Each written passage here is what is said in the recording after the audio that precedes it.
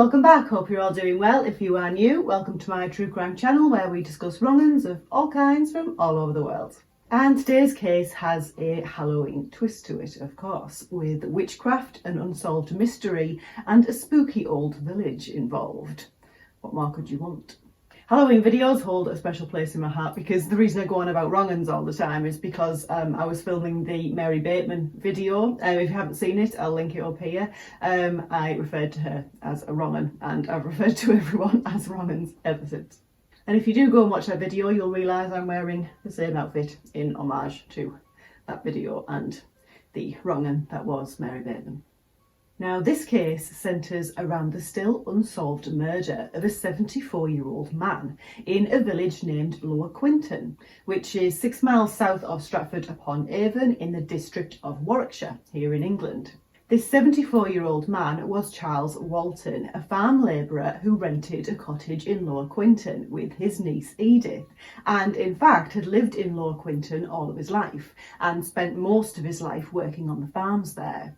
As he got older, the jobs he would do had to evolve with what he was capable of for a man of his age with a walking stick and aching joints.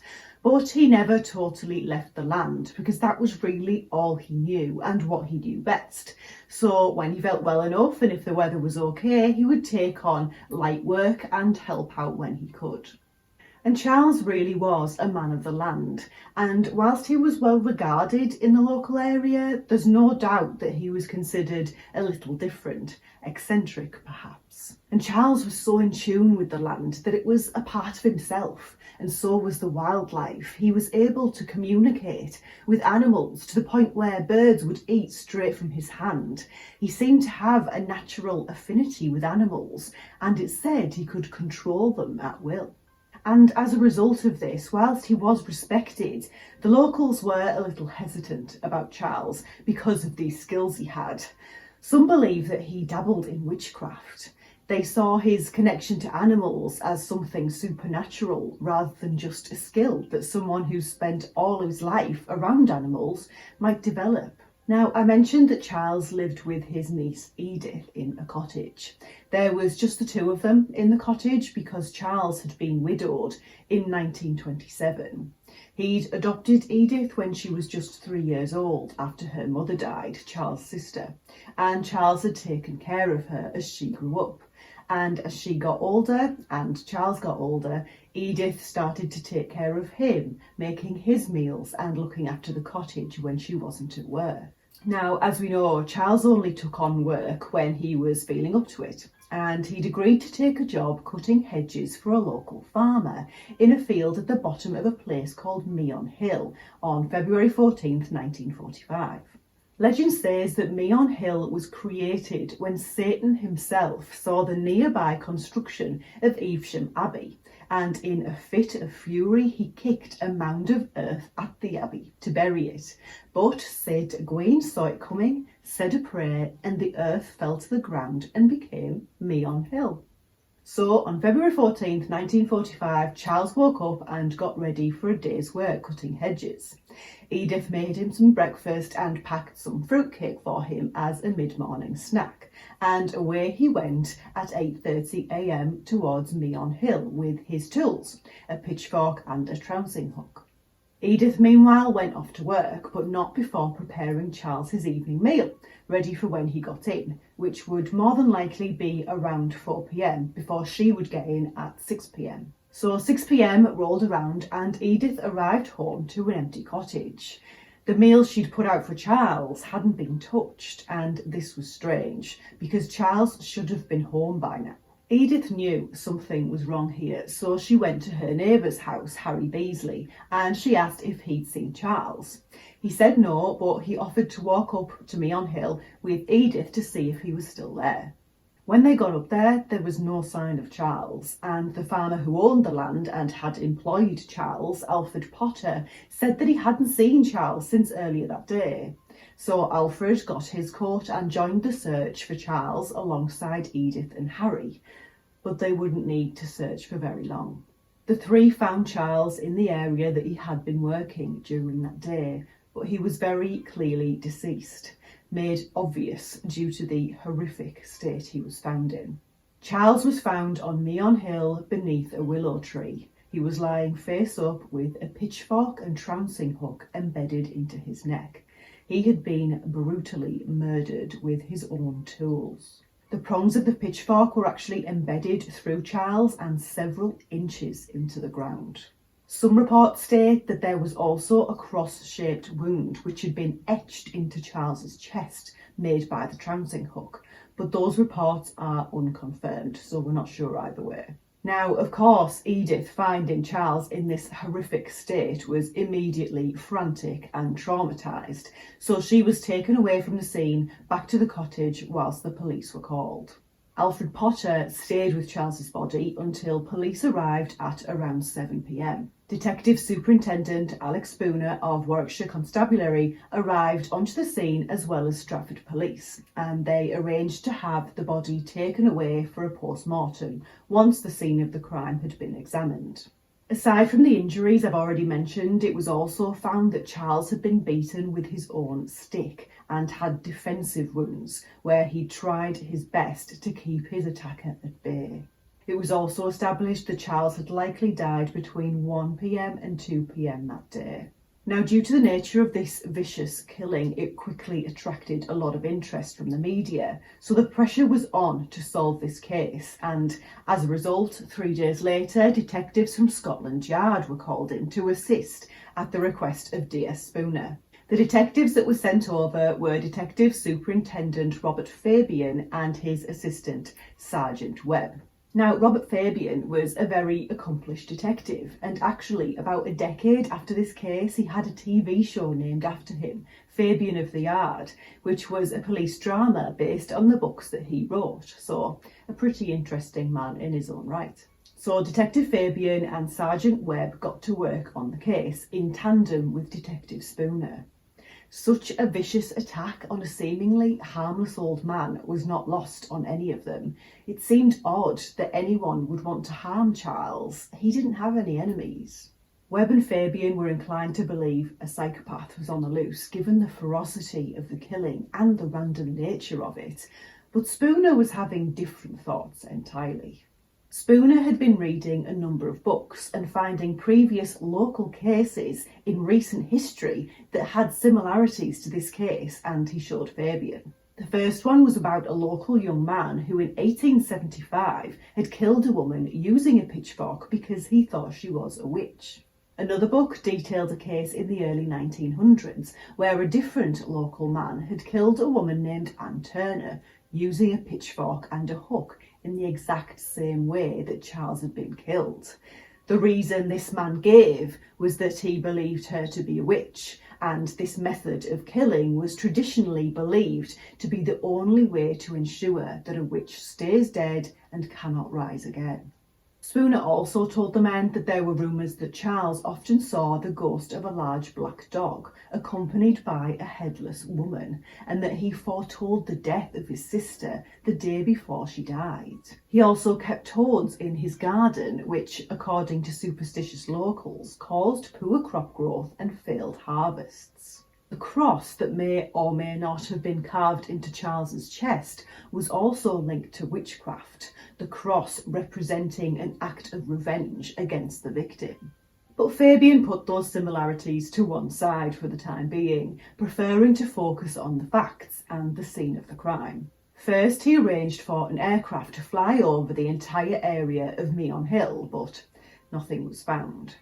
Then he spoke to the local community, but no one was really willing to speak. They didn't make eye contact with him and only spoke of how there would be bad crops that year. He would ask what have crops got to do with the death of a man, but he was met with silence.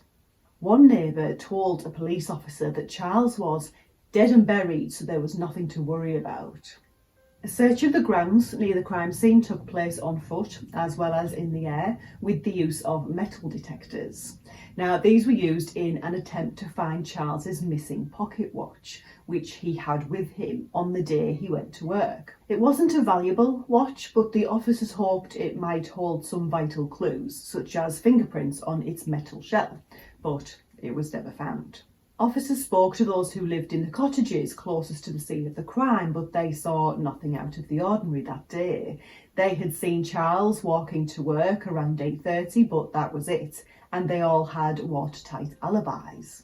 Witnesses had spotted soldiers from the Royal Warwick Regiment who were in the area removing traps that day, but they left Meon Hill just after 11 a.m, so they had long gone by the time Charles was killed.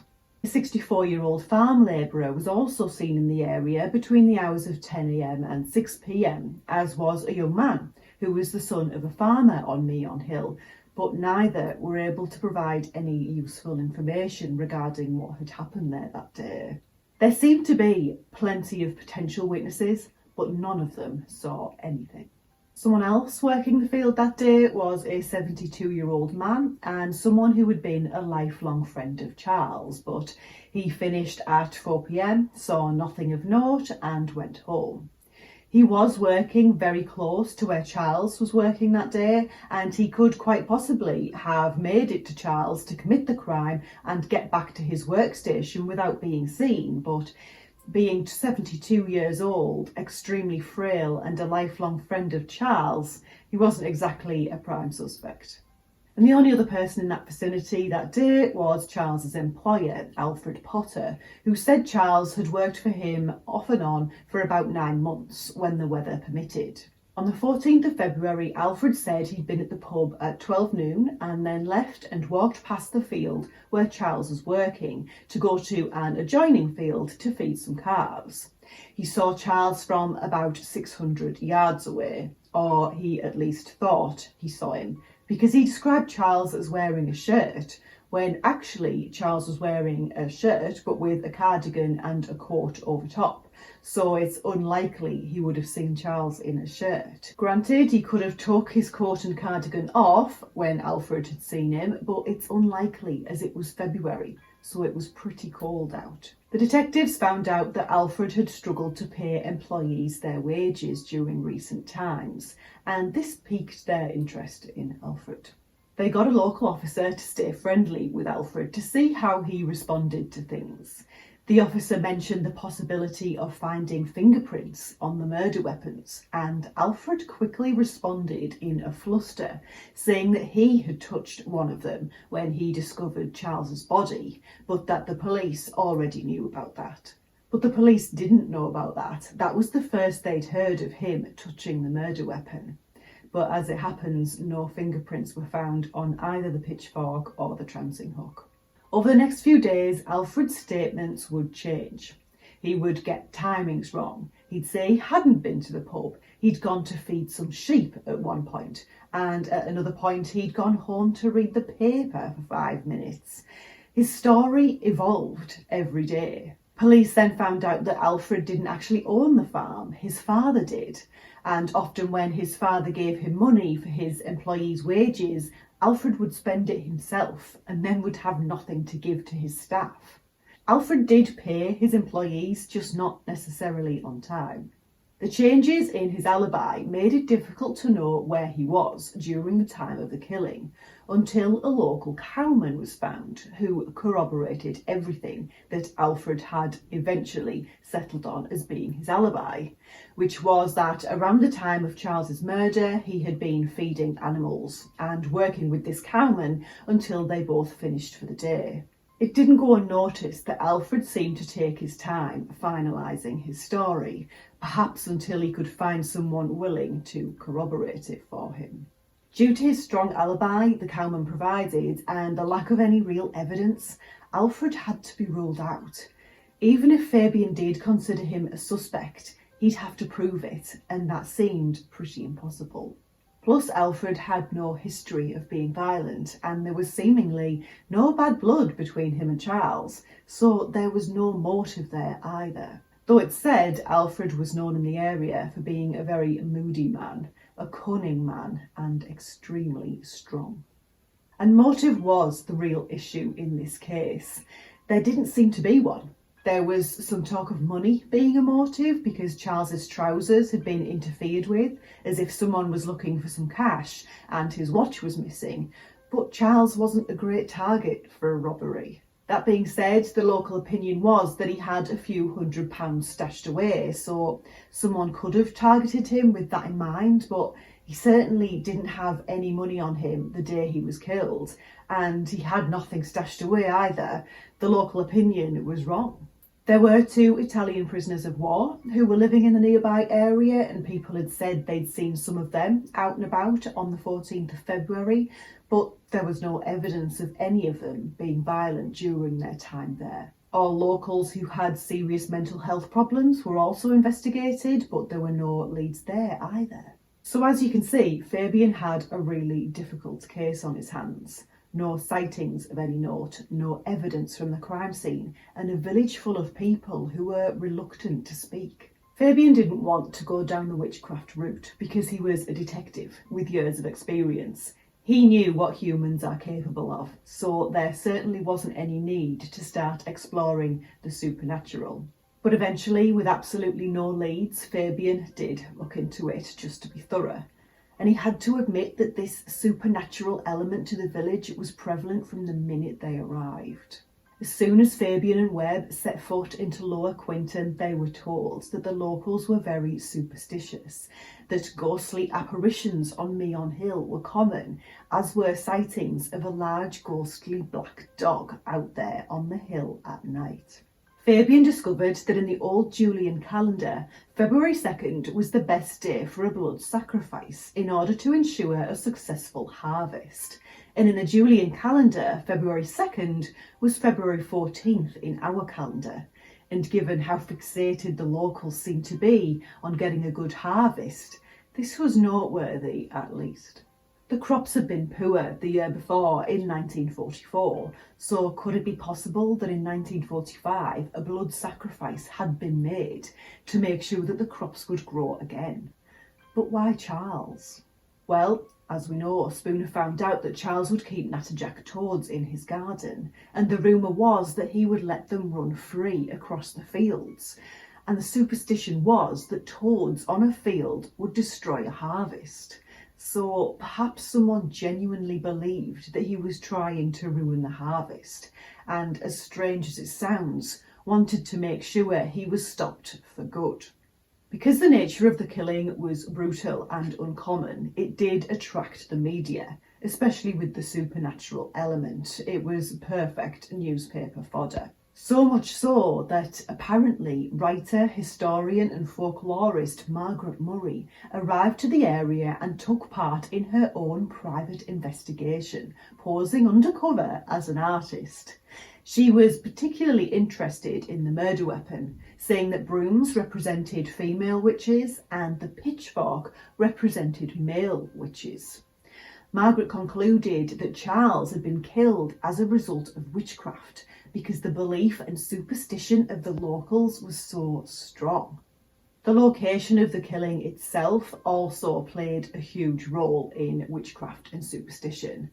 The prevalence of witchcraft in the area was probably down in no small part to the location of the Rollright stones, which are very close to where Charles was murdered. Legend has it that the stones are thought to have appeared when a witch confronted an Iron Age king intent on conquering England.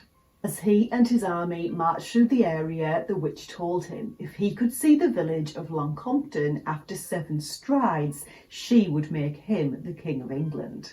Well, this man knew that he would be able to see the village in 7 strides. It was just over the hill, so he confidently strode forward. But quick as a flash, right in front of him, a stone came up out of the ground high enough so that he couldn't see anything in front of him. The witch said, "Rise up, stick, and stand still, stone, for King of England thou shalt be none. As Longcompton thou ne'er didst see, thou and thy men whole stones shall be." At that point, the witch turned the king and all of his men into stones, and those are the stones that you can still see to this very day.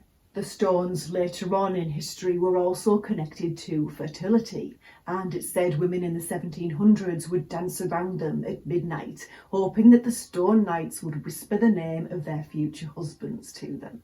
And there are so many more stories like this about the stones and the area in general.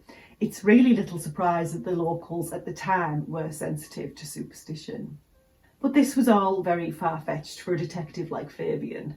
As far as he was concerned, this was a murder, just like any other committed by a living, breathing human for reasons unknown.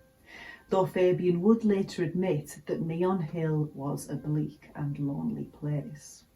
Eventually, Fabian Webb had to leave the case and go back to London with no culprit found, and this was very frustrating for Fabian.